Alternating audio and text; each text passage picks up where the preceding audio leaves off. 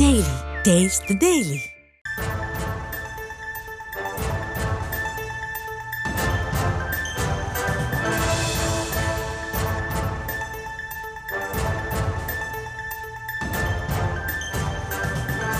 தற்போதைய அண்மை செய்தி. போக்சோ வழக்கில் 7 பேருக்கு சாகும் வரை சிறை தண்டனை விதிக்கப்பட்டிருக்கிறது. கோவையில் 2019ஆம் ஆண்டு பள்ளி மாணவி கூட்டு பாலியல் வன்கொடுமை செய்யப்பட்ட விவகாரத்தில் 7 பேருக்கு சாகும் வரை தண்டனையானது வழங்கப்பட்டிருக்கக்கூடிய நிலையில் அது குறித்தான அண்மை செய்தியை பார்த்துக் கொண்டிருக்கிறோம். விவரங்களை நம்முடைய செய்தியாளர் பரிமளா வழங்க நாம் கேட்கலாம். பரிமளா, மேலும் விவரம்.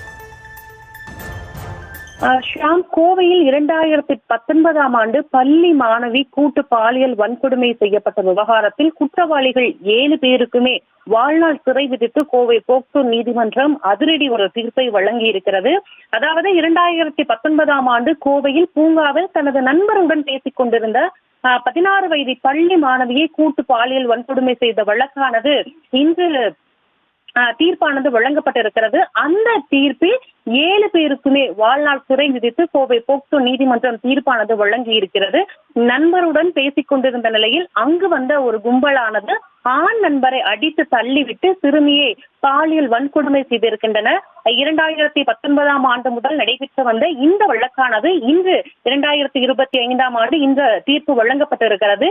இந்த கூட்டு பாலியல் வன்கொடுமை செய்யப்பட்ட 7 பேருக்குமே வாழ்நாள் முழுவதும் சிறை என கோவை போக்சோ நீதிமன்றம் தீர்ப்பு வழங்கி இருக்கிறது. மணிகண்டன் அதாவது ஆட்டோ ஓட்டக்கூடிய நபர், ராகுல், பிரகாஷ், நாராயணமூர்த்தி, கார்த்திகேயன் ஆகிய 7 பேருக்குமே வாழ்நாள் சிறை விதித்து கோவை போக்சோ நீதிமன்றம் அதிரடி தீர்ப்பையும் வழங்கி இருக்கிறது.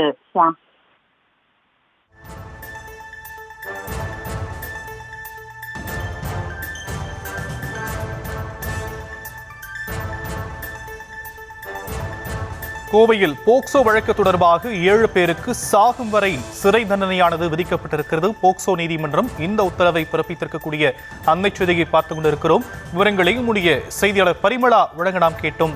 தற்போதைய விவரங்களுக்கு நன்றி பரிமளா.